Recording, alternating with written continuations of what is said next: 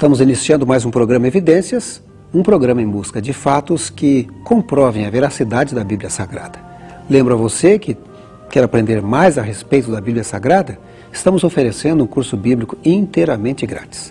Telefone para nós, 0 operadora 12 2127 3121 ou através do e-mail evidências@novotempo.org.br. Cícero foi um dos maiores juristas do Senado romano, viveu na época de Júlio César. E falando sobre um tipo de punição que existia naquela época, a crucifixão, ele dizia sumum supplicium e crudelissimum supplicium. A tradução seria a mais extrema, mais cruel e angustiosa forma de punição.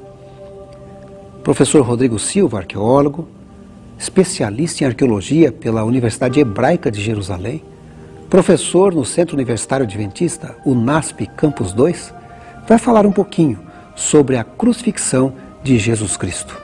O que existe de história, arqueologia sobre esse tremendo fato descrito na Bíblia Sagrada. Com vocês, Rodrigo Silva.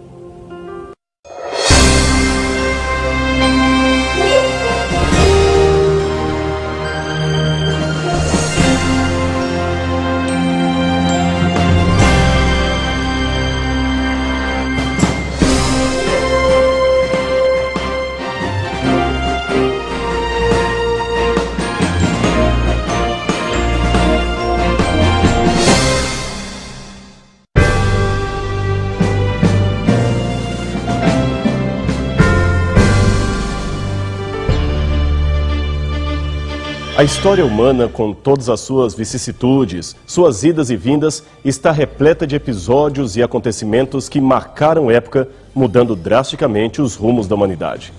Todo historiador procura retratar esses momentos em conjunto, dentro de um contexto, de modo a dar-lhes uma moldura ou um quadro que os tornarão compreensíveis à razão humana.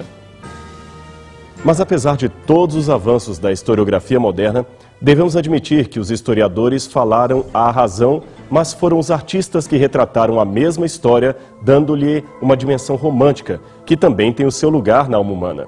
Fanny Crosby pode ser um bom exemplo.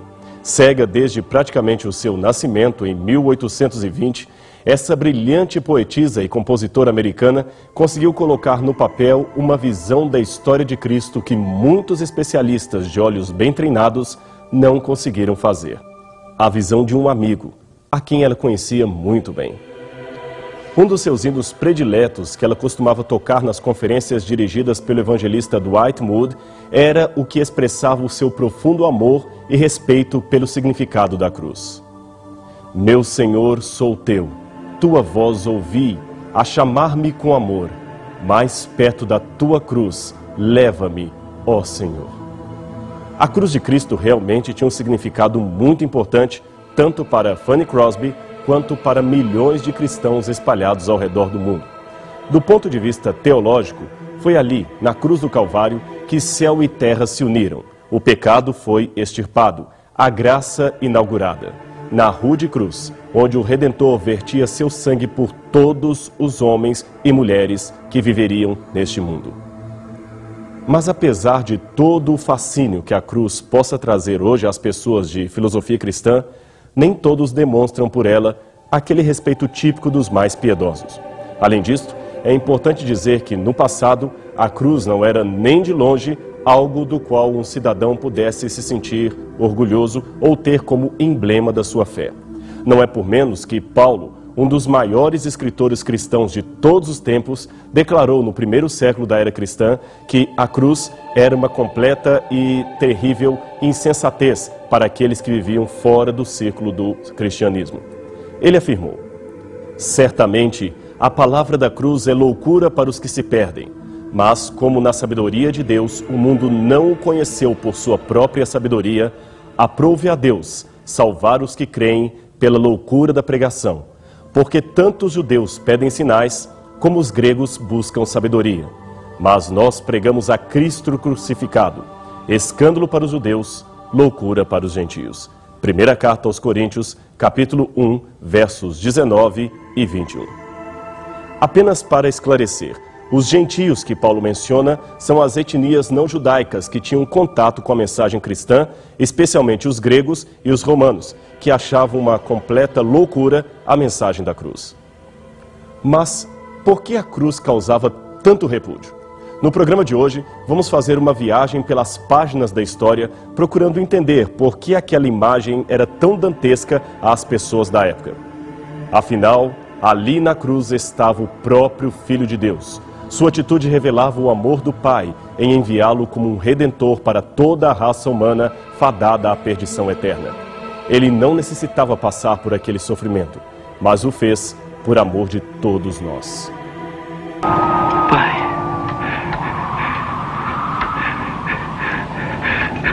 nas tuas mãos eu entrego meu espírito.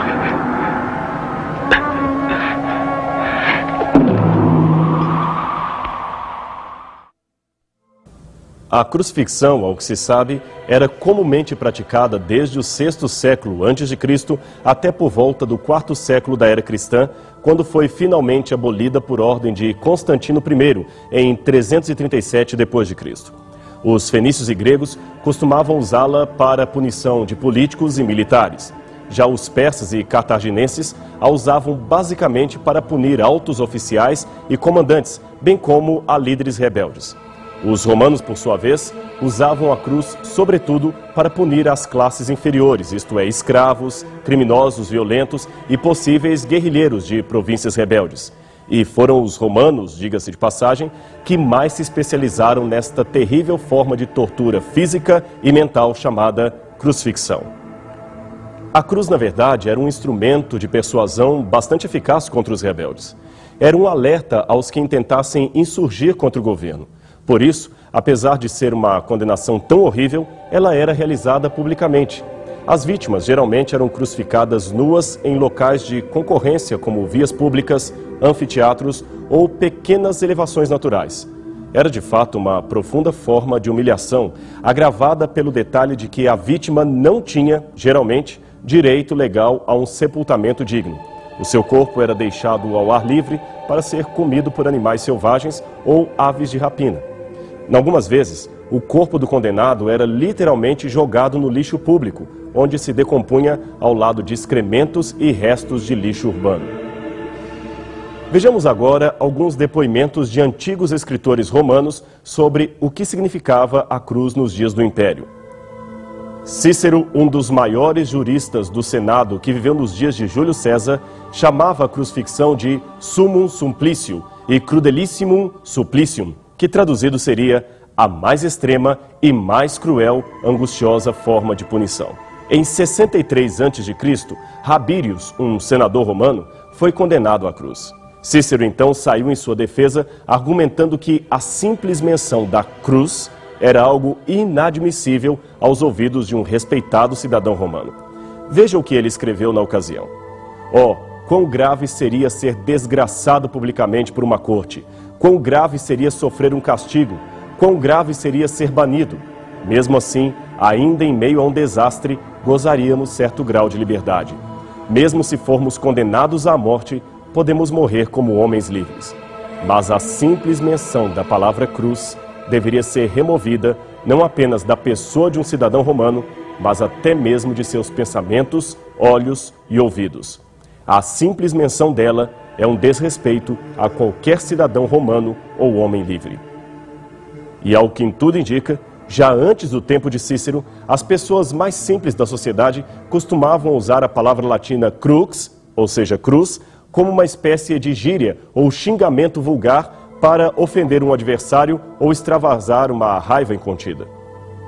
Mas, continuando nossa jornada pelos antigos escritores, encontramos Plautus, que viveu de 230 a 184 a.C. Ele foi provavelmente o mais antigo escritor romano a nos oferecer evidências sobre a crucifixão em Roma. Plautus escreveu peças teatrais mencionando a terrível crucifixão de escravos.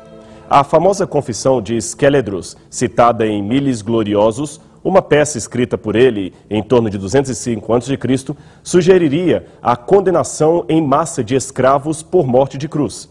Assim dizia o escravo Esquéledros, um dos personagens da trama.